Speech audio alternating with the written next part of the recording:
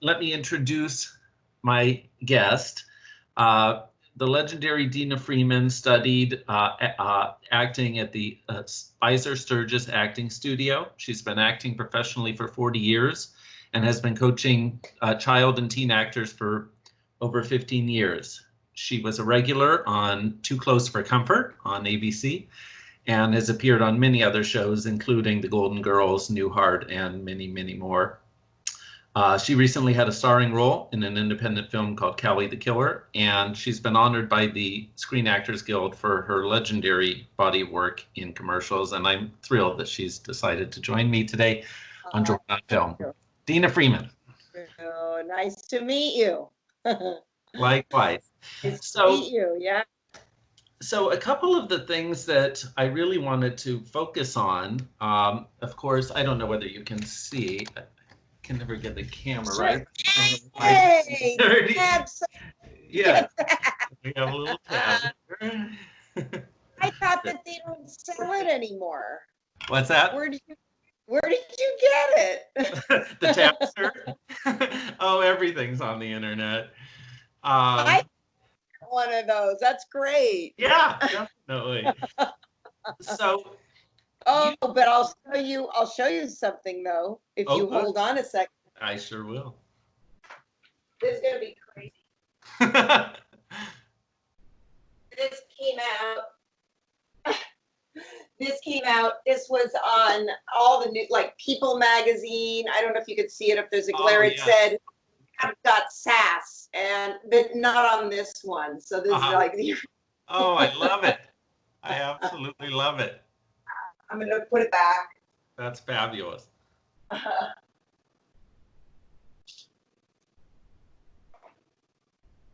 There we go. Crazy.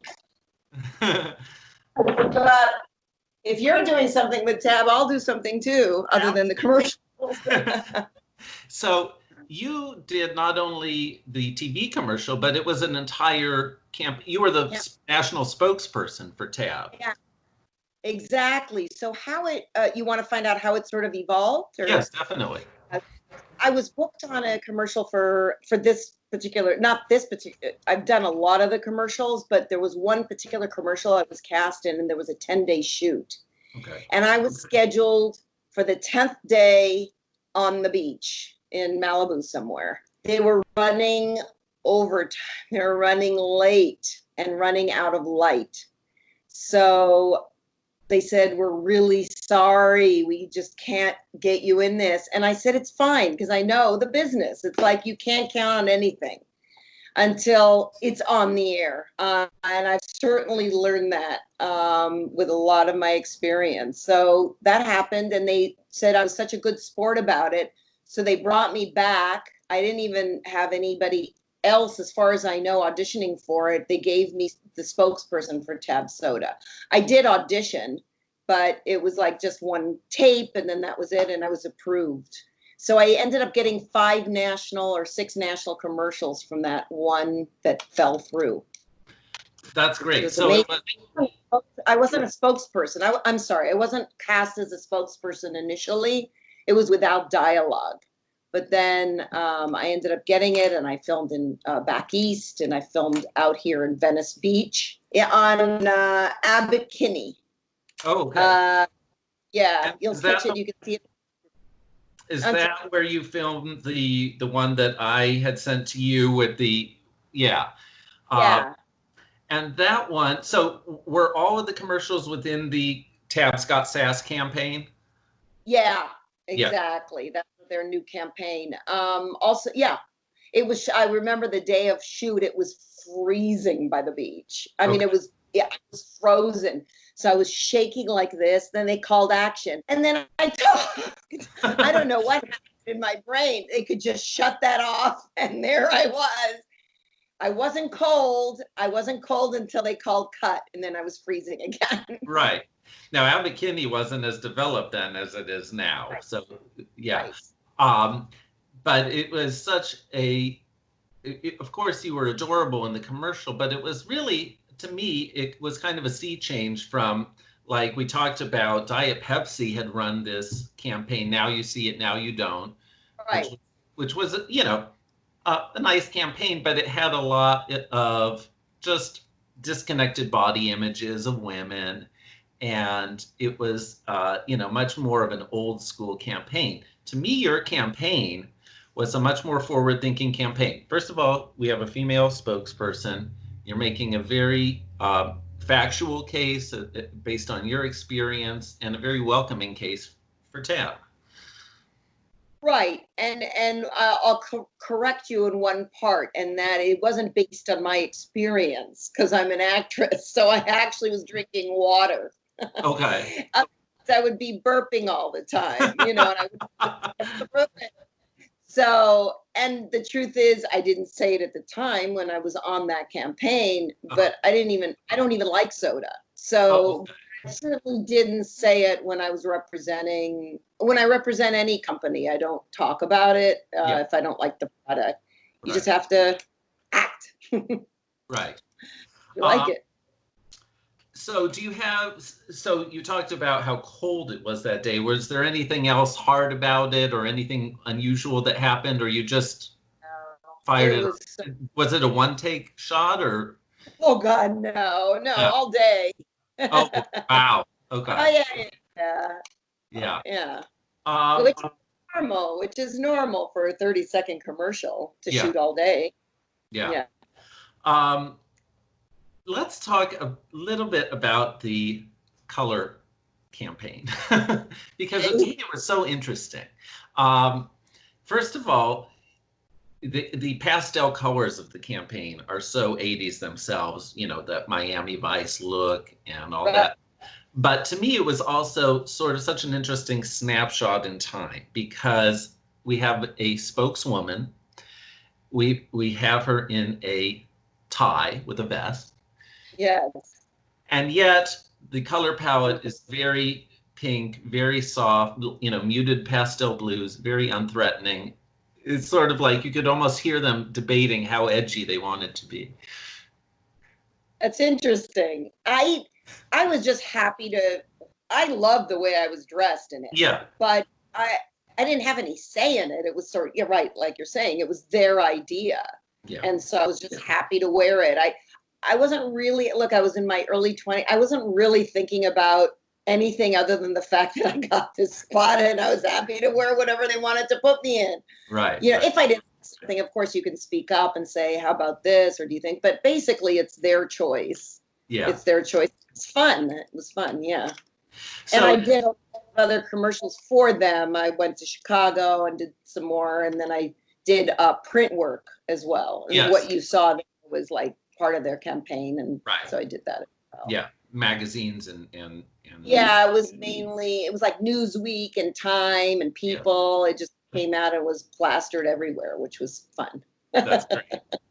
It was in my days of coloring my hair.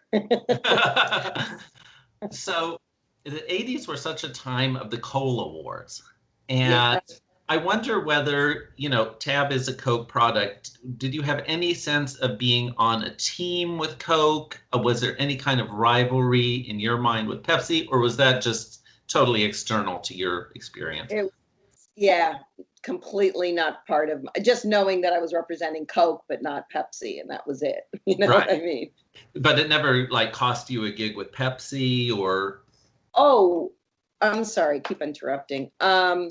It never costs you. What happens is when an actor books a commercial, let's say for TAB, I have to stay with them until my contract is up. So they get me for like 2 years, but they have to keep renewal fees. And if they let you go and they don't pay any renewal fees, then you can go to a competing product. So I could never have gotten a Pepsi commercial. Right. But then after the 2 years, agents renegotiate, and then it went on past 2 years for more. It went on for quite a while, yeah. And so it's interesting about TAB, because here's a product that really for almost 30 years now has had effectively no national advertising, very little. Right.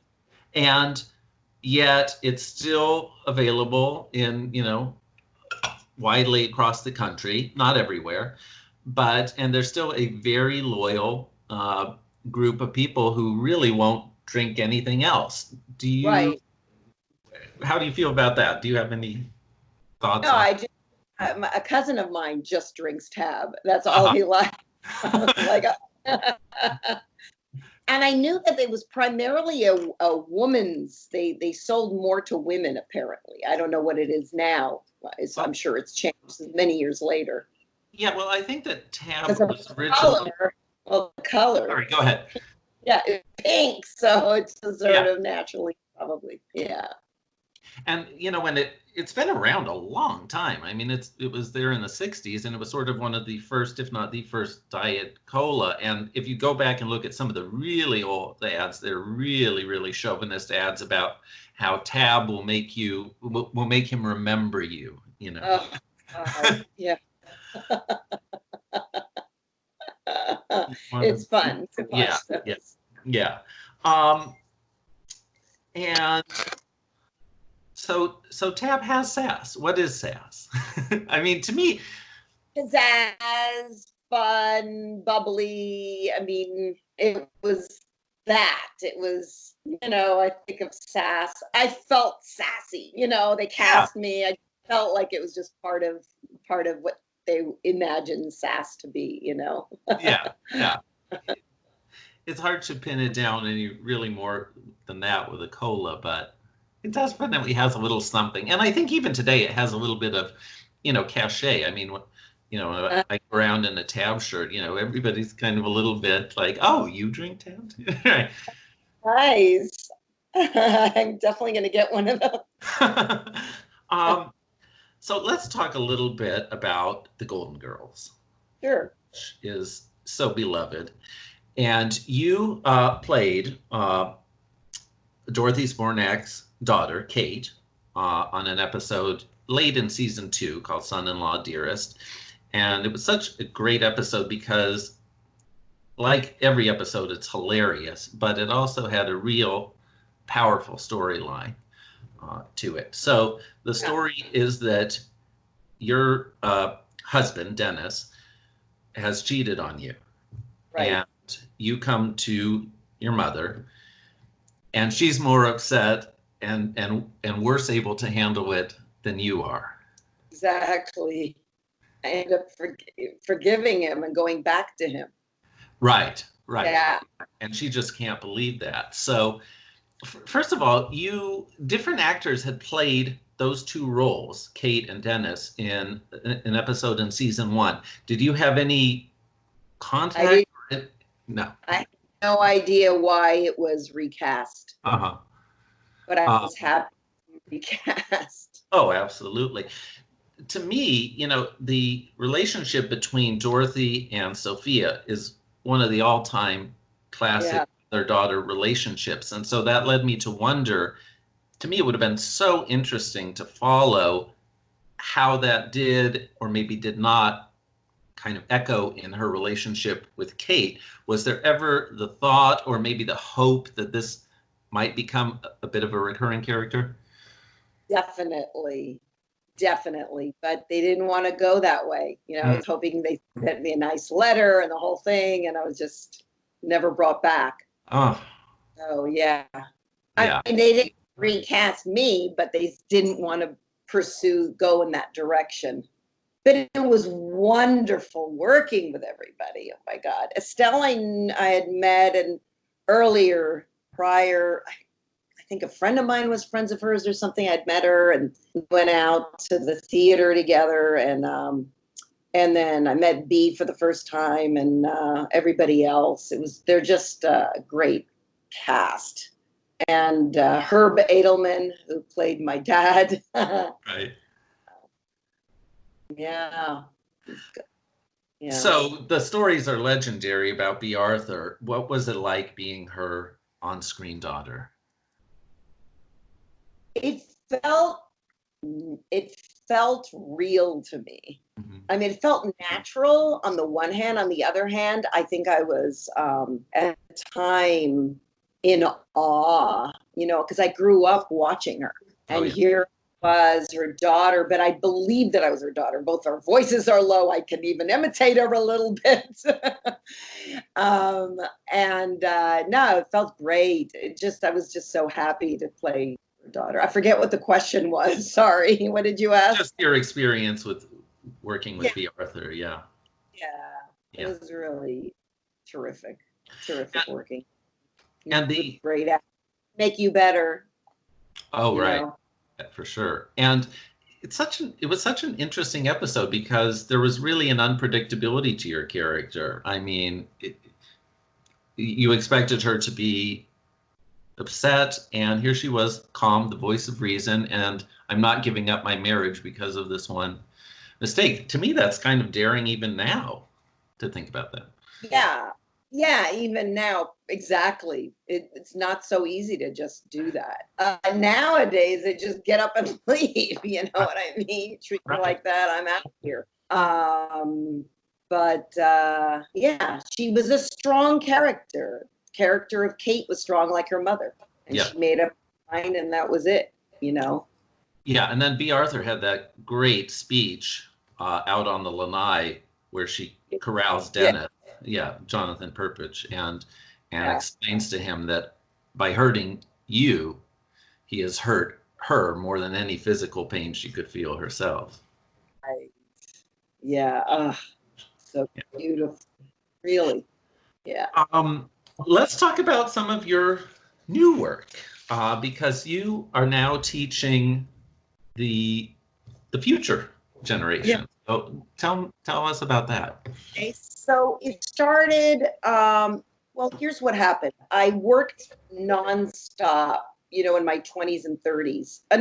Mid 30s. But then when I had kids, I decided I was just going to do commercials. I decided not to do television and film. So I really took a long time off.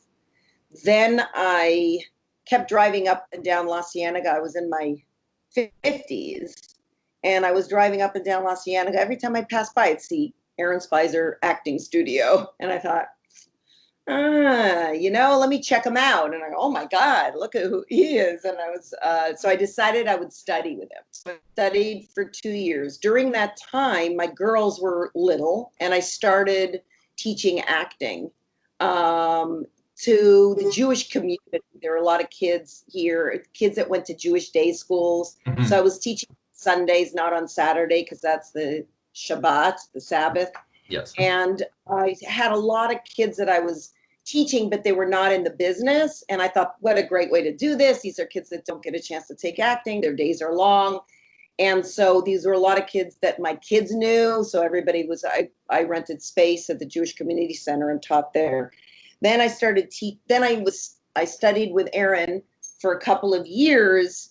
And then I decided now I'm ready to start auditioning again. I had a lot of anxiety, and I just, after not having done it in such a long time.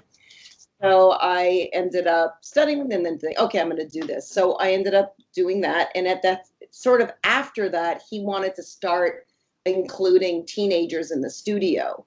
Mm-hmm. So I started there with Aaron, and then he no longer wanted to handle the teens. They couldn't handle it space-wise, so I went off and created my own business. Perfect. So I teach kids from I teach any age. I mean, I've had a mother come to me with a kid age 5, but I said, he doesn't need it. He's just who he is. You don't teach them acting. They're right. You just catch them. So, but basically from ages 9 up, 8 up. I also do a lot of private coaching now on Zoom, but I've opened up my studio now. It's been going for like 3 years, and it's fabulous. I love paying it forward, That's I've been teaching actually for free during this period of time because I felt badly for a lot of people that they don't have work.